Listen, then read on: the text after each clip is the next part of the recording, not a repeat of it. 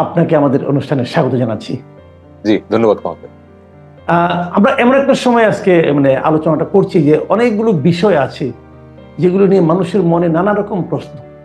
আমি প্রথম যে প্রশ্নটা নিয়ে আপনার সঙ্গে আলাপ করতে চাই, এটা আমার মনে হয় খুবই জরুরি একটা ব্যাপার, যে আপনারা গত দুদিন ধরে একটা রাজনীতি চলছে, এর মধ্যে সেনাবাহিনীকে ঢুকানোর চেষ্টা হচ্ছে। সেটা হলো যে আওয়ামী লীগ রাজনীতি করতে পারবে কি পারবে না, আগামী নির্বাচনে আওয়ামী লীগ থাকতে পারবে কি পারবে না। এই প্রসঙ্গে বৃহস্পতিবার আমরা দেখলাম যে ডক্টর মোহাম্মদ ইউনূস স্পষ্ট করেই বললেন যে আওয়ামী লীগকে নিষিদ্ধ করার কোনো অভিপ্রায় অন্তর্বর্তীকালীন সরকারের নাই। এবং শুক্রবার থেকে আমার যেন মনে হলো যে অনেকেই তার কথাটা পছন্দ করছেন না, এবং তাদের মধ্যে জাতীয় নাগরিক পার্টি যেটা আছে, এদের নেতৃবৃন্দ তো পছন্দই করছেন না। প্রথমে হাসনাত আব্দুল্লাহ একটা স্ট্যাটাস দিলেন, তারপরে রাতের বেলা আবার তারা একটা প্রেস কনফারেন্স করলেন, নাহিদ ইসলাম সেখানে স্পষ্টই বললেন ওনারা প্রধান উপদেষ্টার বক্তব্যকে পছন্দ করছেন না। তো এখন এই যখন অবস্থা, তার মধ্যে আবার আমরা একই সময় দেখলাম যে ওনার উপদেষ্টা পরিষদের দুজন সদস্য মাহফুজ আলম এবং আসিফ মাহমুদ, তারাও কিন্তু আওয়ামী লীগের রাজনীতি নিষিদ্ধ করার কথা স্পষ্ট করেই বললেন। এবং ওনাদের বলার ভঙ্গিটাও কেমন যেন একটা তুচ্ছতা ছিল পূর্ণ, আমার কাছে মনে হলো।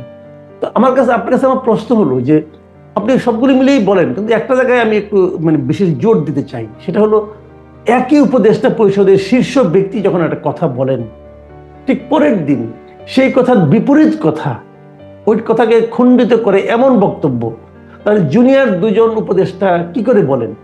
এবং এটা কি সরকারের দুর্বলতা প্রমাণ করে না? একদম পাল ভাই, এটা সরকারের দুর্বলতা প্রমাণ করে এক। দ্বিতীয়ত, সরকারের মধ্যে যে সমন্বয়হীনতা কাজ করছে সেটাও প্রমাণ করে।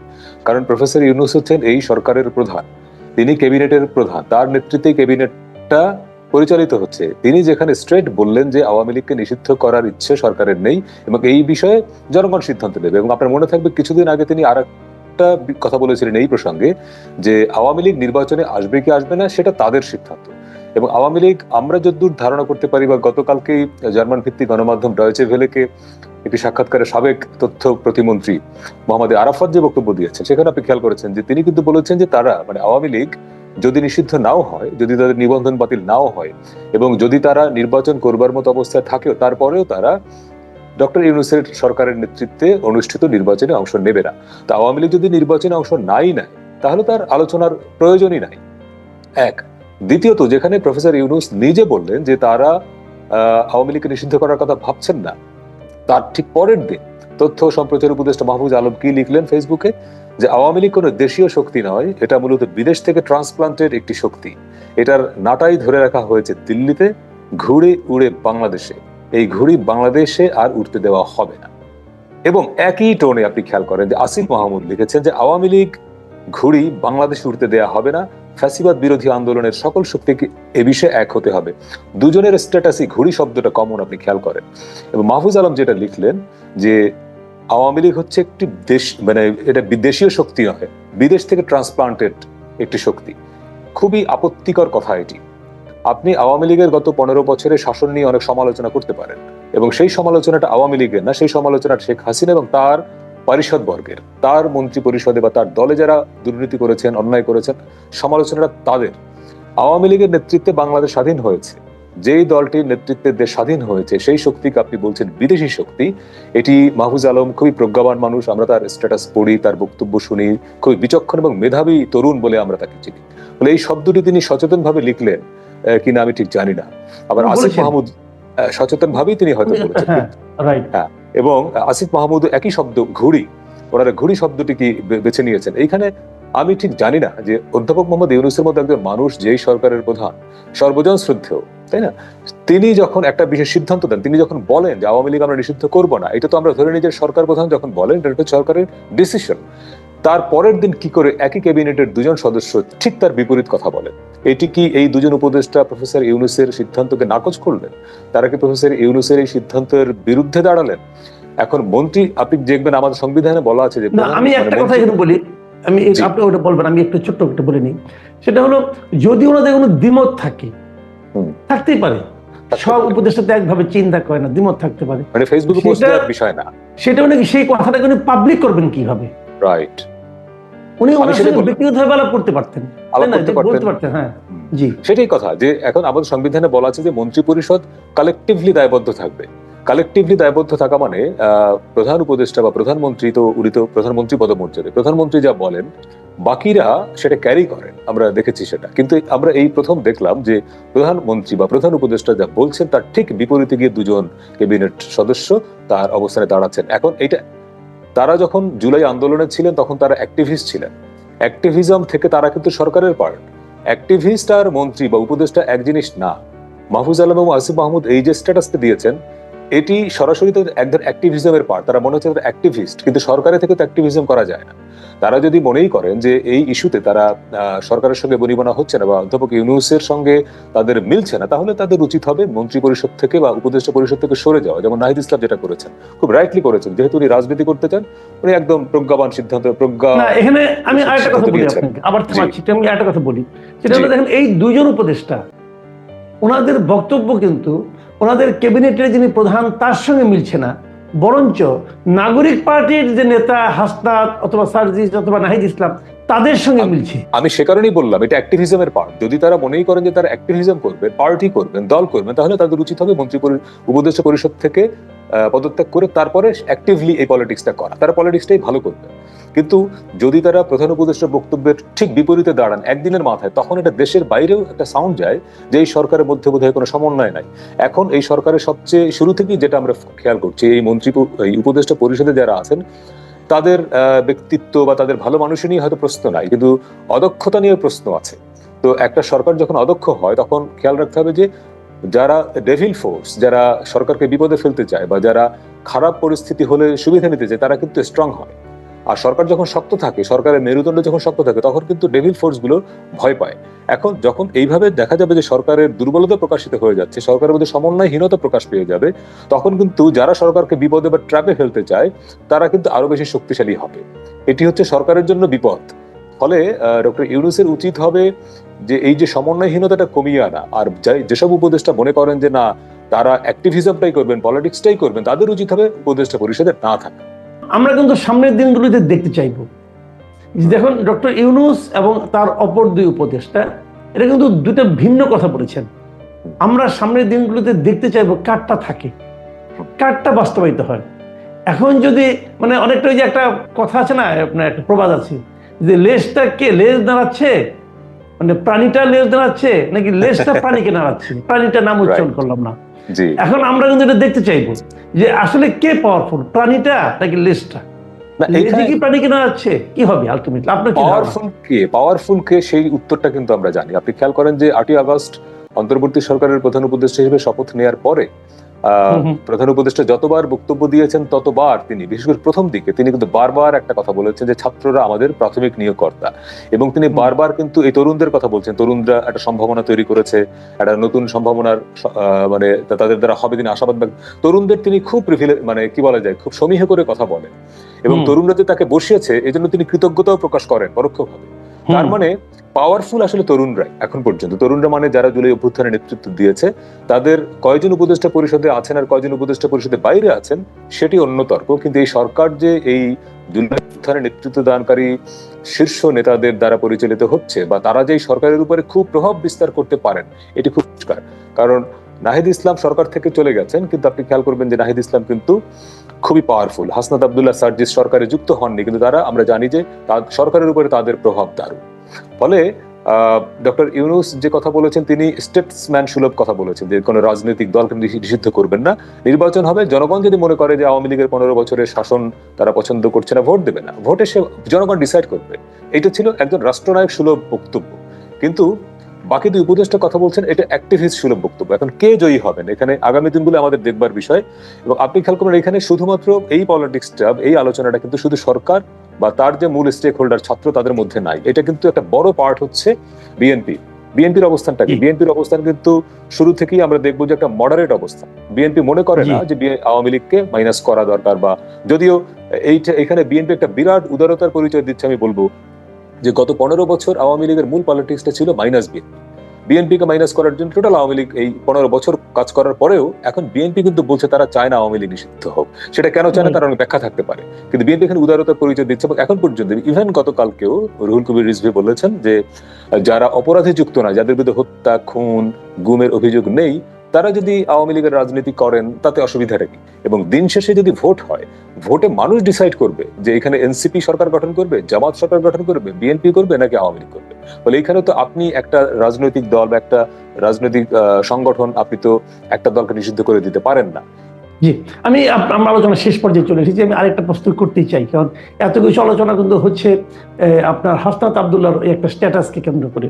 তো আপনার কি ওই স্ট্যাটাসকে আজকে দেখলাম আবার তাদেরই এক সহকর্মী মিস্টার পাটোয়ারি, সে আপনার ঢাকার বাইরে এক জায়গায় যে উনি বলেছেন যে হাসনাতের সেই স্ট্যাটাসটা নাকি শিষ্টাচার বর্জিত হয়েছে, মানে নিজেরা কি লেগে গেল কিনা বুঝতে পারছি না। এটা আপনি খেয়াল করবেন যে শুধু এই নাগরিক পার্টির মধ্যে না, আপনি খেয়াল করেন আগস্টের পরে এই বৈষম্য বিরোধী ছাত্র আন্দোলন, তাদের মধ্যে ফ্র্যাকশন আমরা দেখেছি সারা দেশে বিভিন্ন জায়গায়, তাদের মধ্যে মারামারি, সম্মেলন কেন্দ্র করে মারামারি, চাঁদাবাজির অভিযোগ তাদের বিরুদ্ধে, এবং বিভিন্ন জায়গায় বিভিন্ন লোককে বহিষ্কার করা, এবং কয়েকটা জেলায় তো একসঙ্গে অনেককে বহিষ্কার করেছে। তার মানে কি যে তাদের মধ্যে একটা বিরোধ বা এই স্বার্থের দ্বন্দ্ব বা কনফ্লিক্ট অফ ইন্টারেস্ট কিন্তু এইটা শুরু থেকেই ছিল এবং এখনো আছে। এবং আপনি যার নাম উচ্চারণ করলেন নাসিরউদ্দিন পাটোয়ারি, তিনি তো আরেকটা বিপজ্জনক স্ট্যাটাস দিয়ে, যদি সেটি আবার সমালোচনার মুখে প্রত্যাহার করেছেন, জিয়াউর রহমানকে তিনি যেভাবে সমালোচনা করলেন, এটা তো হয় না, মানে এটা রাজনৈতিক শিষ্টাচারের মধ্যেই পড়ে না। সমালোচনার মুখে তিনি আবার সেটি প্রত্যাহার করে আবার জিয়াউর রহমানের কিছু প্রশংসা করলেন। তো ভাই, আপনি একটা দায়িত্বপূর্ণ পদে থেকে একটা স্ট্যাটাস দেওয়ার আগে তো ভাবতে হবে। আপনি তো লেম্যান না, সাধারণ মানুষ না, আপনি তো একজন সাধারণ মানে চাকরিজীবী নন। তো আপনি তো একটা দায়িত্বপূর্ণ পদে থেকে একজন সাবেক রাষ্ট্রপ্রধান সম্পর্কে আপনি কি লিখবেন, তার চেয়ে জরুরি হচ্ছে আপনি কি লিখবেন না। তো ফলে নাসিরউদ্দিন পাটোয়ারি আজকে আবার যেটি বললেন, এটা আরো পরিষ্কার যে আপনি শুরুতে যে বলা অধ্যাপক ইউনূসের সঙ্গে তার দুই উপদেষ্টার কথা যেমন মিলছে না, আবার নাগরিক পার্টির সদস্যদের মধ্যেও তো এখন এই যে হাসনাত আব্দুল্লাহর স্ট্যাটাস নিয়ে এই দুই রকমের কথা। কিন্তু আমার কাছে মনে হয় যে এই হাসনাতের স্ট্যাটাস নিয়ে কে কি বললেন তার চেয়ে বড় বিষয় হচ্ছে যে এই ইস্যুতে সেনাবাহিনীর অবস্থানটা কি। আমরা কি এখন পর্যন্ত সেনাবাহিনীর তরফে বা আইএসপিআর এর তরফে কোনো স্টেটমেন্ট পেয়েছি যে মিস্টার হাসনাত একটা খুবই দায়িত্বপূর্ণ পদে এবং জুলাই অভ্যুত্থানে শীর্ষ থাকা একজন খুবই। আচ্ছা, আমি একটা কথা বলি, আমি কিন্তু থামাই, আপনি হাসনাত কিন্তু খুব গুরুত্বপূর্ণ বলেন, আমিও তাকে গুরুত্বপূর্ণ মনে করি। কিন্তু আপনার কি মনে হয় ওনারা তো এখন একটা পলিটিক্যাল পার্টি গঠন করেছেন, একদম শিশু একটা পার্টি, যার বয়স এখনো 1 মাসও হয়নি, তেমন একটা পার্টির কিন্তু হাসনাত কিন্তু শীর্ষ নেতা নয়, সে হলো একটা অঞ্চলে মানে 3-4 নম্বরের নেতা তো নিশ্চয়ই, বা প্রথম সারির অঞ্চলের সংগঠক।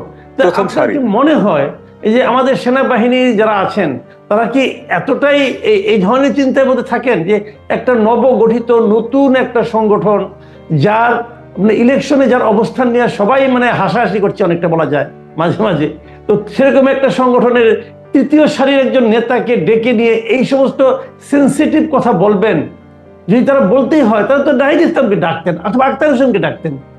ভয় হাসনাতকে সেই পর্যায়ের কেউ যাকে নাকি ডেকে এগুলি বলা যায়, আমি না ঠিক ক্লিয়ার না।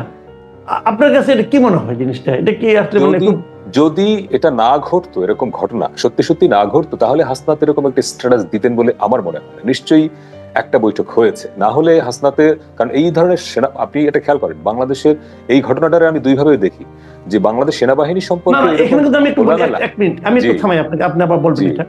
দেখেন, হয়তো আলাপ হয়েছে, এমনও তো হতে পারে হাসনাতরাই ওনার সঙ্গে দেখা করার জন্য চেষ্টা করে দেখা করেছেন, সেটা হতে পারে। কিন্তু হাসনাত কিন্তু এটা বলেন নাই যে ওনাকে ডেকেছেন না ওনারা গেছেন, সেটা কি বলেছেন? বলেছেন যে 11ই মার্চ উনি নিজে যে দেখা করেন, উনি যে নিজে আগ্রহ প্রকাশ করে দেখা করেন, তার যে অর্থ হবে, আর তাকে ডেকে নিয়ে দেখা করা কিন্তু ভিন্ন অর্থ হবে, ভিন্ন অর্থ। এখন তাকে ডেকে নেওয়া হয়েছে নাকি তিনি গেছেন, আমরা তো সেই উত্তরটা জানি না। ফলে এইটা উচিত হবে আইএসপিআর এর একটা বিবৃতি দেয়া, ব্যাখ্যা দেয়া। আমি যেটা বলছিলাম যে হাসনাতের স্ট্যাটাসের আমি একটা অন্য ডাইমেনশন দেখি, যে বাংলাদেশে আমরা পুলিশের সমালোচনা করি, সাংবাদিকদের সমালোচনা করি, রাজনীতিবিদদের সমালোচনা তো করি, কিন্তু পাবলিক স্ফেয়ারে এসে সেনাবাহিনী সম্পর্কে এরকম খুব চাথা-ছোলা ভাবে কথা বলা এই প্রথম বোধহয় কেউ ঘটনা ঘটালেন। এটি প্রথমত একটি সাহসী কাজ। এবং ঝুঁকিপূর্ণ কাজ। তো হাসনাত আব্দুল্লাহ এই ঝুঁকিটা তো জানেন যে সেনাবাহিনী সম্পর্কে, এবং তিনি কাকে ইঙ্গিত করছেন আমরা সেটা বুঝতে পারছি, কিন্তু আমরা বলছি না।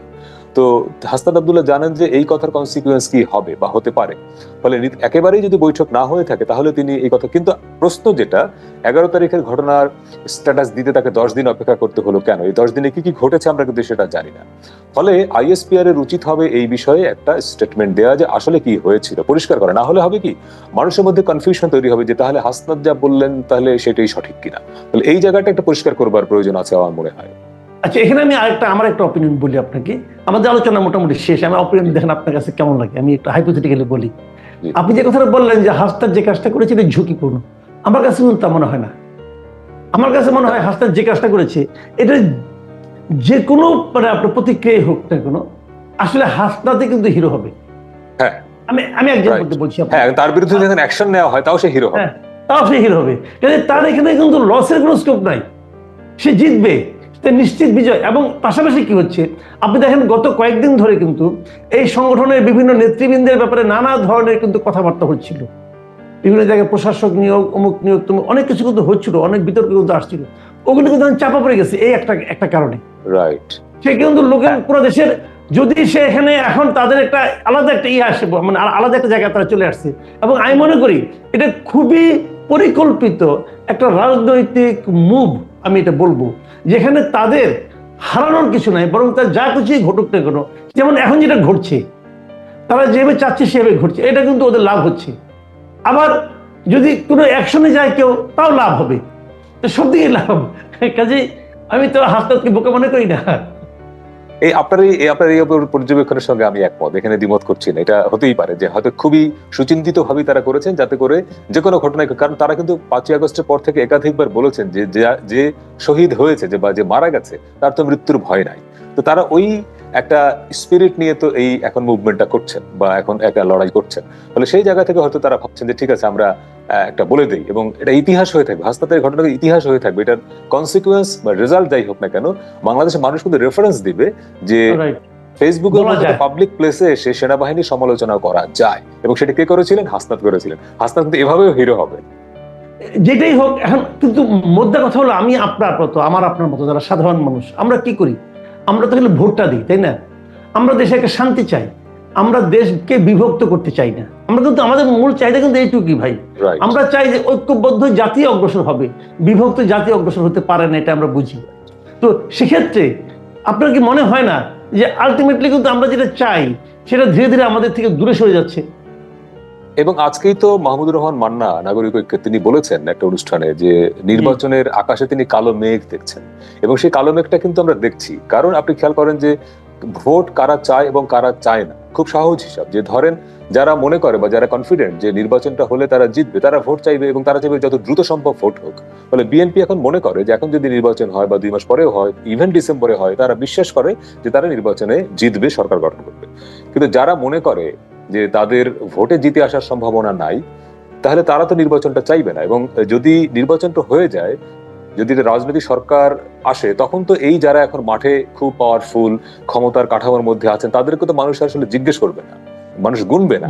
তো ফলে তারা যদি এখন মনে করে যে না, নির্বাচনটা পিছিয়ে দিতে হবে, এখন নির্বাচন তো পিছিয়ে আপনি দিতে পারবেন না, কারণ প্রফেসর ইউনূস কিন্তু খুব পরিষ্কার করে বলেছেন যে ডিসেম্বরের মধ্যে নির্বাচনটা হবে। এখন যদি নির্বাচন তো ডিসেম্বরের মধ্যে হবে, এটা সরকার প্রধান স্টিল থাকে, তাহলে আপনি কি যুক্তিতে বলবেন নির্বাচন পিছান? তাহলে আপনাকে কেওয়াস তৈরি করতে হবে, বিশৃঙ্খলা তৈরি করতে হবে। এই যে উনি বলেছেন আওয়ামী লীগকে নিষিদ্ধ করা হবে না, যুক্তি লাগে? ওনার দুই উপদেষ্টা বললো যে নিষিদ্ধ করতে হবে না, যুক্তি লাগে না। সেজন্যই নির্বাচন বানচাল করার জন্য, পিছিয়ে দেওয়ার জন্য আপনাকে একটা কেওয়াস, বিশৃঙ্খল পরিস্থিতি তৈরি করতে হবে। এবং সেটা বিশৃঙ্খল পরিস্থিতি তৈরি করার জন্য কি করতে হবে? জাতিকে ডিভাইডেড করতে হবে। আপনি দেখেন যে এই বাইরেও মাঝখানে আরেকটা ঘটনা ঘটে গেছে, আরেকটা কেওয়াস তৈরির উৎস তৈরি করলেন মুক্তিযুদ্ধ মন্ত্রণালয়, যে কি বঙ্গবন্ধু তাজউদ্দিনের মতো নেতারাও মুক্তিযোদ্ধা না, সহযোগী মুক্তিযোদ্ধা। আপনার এখন এই ইস্যুতে হাত দিতে কে বলবে? এই বিতর্ক তৈরি করার দরকারটা কি আপনার? এখন তো জাতীয় ঐক্য দরকার। একটা অবাধ, সুষ্ঠু, নিরপেক্ষ নির্বাচনের মধ্য দিয়ে একটা রাজনৈতিক সরকার ক্ষমতায় আসবে, দেশটা শান্তিপূর্ণভাবে চলবে। আপনাকে এখন 71, মুক্তিযুদ্ধ, বঙ্গবন্ধু এইসব নিয়ে কথা বলতে বলে কে? এগুলো কেওয়াস তৈরি করার এক একটা বাহানা আর কি। তো ও সবাই মিলেই হয়তো অনেক গ্রুপ কাজ করে, অনেকেই হয়তো চাচ্ছে যে এইসব করে করে জাতিকে ডিভাইডেড করে একটা বিশৃঙ্খল পরিস্থিতি তৈরি করা। এবং নাহিদ ইসলাম তো বলেছেন কিছুদিন আগেই যে তারা মনে করেন না ডিসেম্বরে নির্বাচন হবে। ডিসেম্বরে কিন্তু এখনো বাকি 9 মাস। তো উনি মার্চ মাসে বলে দিলেন যে মনে করেন না ডিসেম্বরে নির্বাচন হবে। তার মানে 9 মাসের মধ্যে কি কি হবে আমরা তো জানি না। ওনারা হয়তো প্রেডিক্ট করতে পারেন কি কি হবে, মানে আরো বিশৃঙ্খলা হবে তারা হয়তো ভাবেন, এবং আরো জি। অনেক বিশৃঙ্খলা হয়তো তৈরি করা হবে। জি, অনেক ধন্যবাদ জনাব আমিন আল রশিদ। প্রিয় দর্শক, আপনারা শুনলেন সাংবাদিক আমিন আল রশিদের বিশ্লেষণ নির্বাচন নিয়ে, রাজনীতি নিয়ে, স্ট্যাটাস নিয়ে, আর্মি নিয়ে, আরো অনেক কিছু নিয়ে।